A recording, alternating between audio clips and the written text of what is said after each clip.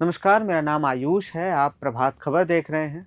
अभी-अभी सीजेपी के संस्थापक अभिजीत दीपके ने प्रेस कॉन्फ्रेंस की है। प्रेस कॉन्फ्रेंस में सीजेपी के प्रवक्ता सौरभ दास और आशुतोष रांका भी उनके साथ मौजूद थे।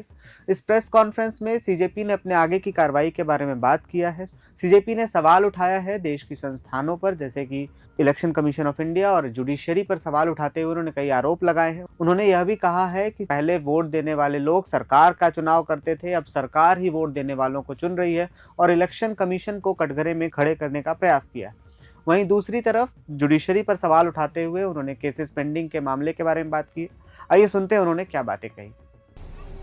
उसके बाद में है इंस्टीट्यूशनल अकाउंटेबिलिटी। हमारे देश में जो कुछ हो रहा है उसके बाद से इंस्टीट्यूशनल अकाउंटेबिलिटी हमारे देश में एक बहुत ही डेंजरस सिचुएशन में है। अभी सारे इंस्टीट्यूशंस के ऊपर पब्लिक का भरोसा कम होते जा रहा है, कम क्या होते जा रहा है, गुस्सा बढ़ते जा रहा है कि अकाउंटेबिलिटी कहाँ बची इन इंस्टीट्यूशंस में। हम पॉलिटिक्स की बात करें, लोग कहते हैं कि हम सुबह किसी को एक पार्टी से चुनते हैं, वो शाम को किसी और पार्टी में होता है। सुबह हम एक सरकार के लिए वोट करते हैं, लेकिन शाम को कोई और ही सरकार बन जाती है। और जब वो नहीं होता है तो ईडी सीबीआई भेजकर पार्टियों को तोड़ा जाता है। तो एक जो पॉलिटिकल सिस्टम है उसके ऊपर से भी लोगों का भरोसा उठते जा रहा है। और अगर ऐसा चलता रहा तो इस देश के डेमोक्रेसी के लिए बहुत ही डेंजरस साइन है। दूसरा, इलेक्शन कमीशन। हमारे देश में एक टाइम हुआ करता था जहां पर वोटर्स सरकार चुनते थे, लेकिन आज के दौर में क्या हो रहा है, सरकार चुन रही है कि वोटर कौन होगा, सरकार चुन रही है कि कौन वोट नहीं करेगा, कौन वोट डालेगा। तो डेमोक्रेसी ऐसे नहीं चल सकती है। तो इस पर इलेक्शन कमीशन की जो अकाउंटेबिलिटी है वो भी फिक्स करनी पड़ेगी।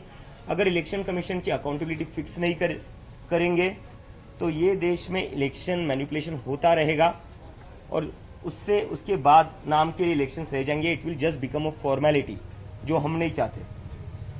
और उसके साथ साथ अभी जुडिशरी जो है, जुडिशरी के ऊपर भी बहुत बड़ा प्रश्न चिन्ह निर्माण है। लोग कहते कि जो कॉमन इंसान जुडिशरी में जाता है उसकी सुनवाई जल्दी नहीं होती, उसकी हियरिंग जल्दी नहीं होती, उसके डिसीजन जल्दी नहीं आते, उसके ऑर्डर जल्दी नहीं आते, उसको बार बार जाना पड़ता है, धक्के खाने पड़ते हैं कोर्ट के। लेकिन जैसे कोई बड़ा बिजनेसमैन चले जाता है, उनकी अर्जेंट हियरिंग लग जाती है। हमने तो देखा है कैसे कैसे मिडनाइट हियरिंग्स भी हुई है कुछ केसेस में, लेकिन वो उन सभी केसेस में हुए जो हाई प्रोफाइल केसेस थे। जहां सरकार गिरानी है वहां अर्जेंट हियरिंग हो जाती है, जहां एमपी एमएलए को पार्टी स्विच करवाना है वहां अर्जेंट हियरिंग हो जाती है, अर्जेंट ऑर्डर भी आ जाता है। लेकिन जब इस देश का सामान्य नागरिक जब कोर्ट में जाता है तब अर्जेंट हियरिंग नहीं होती है।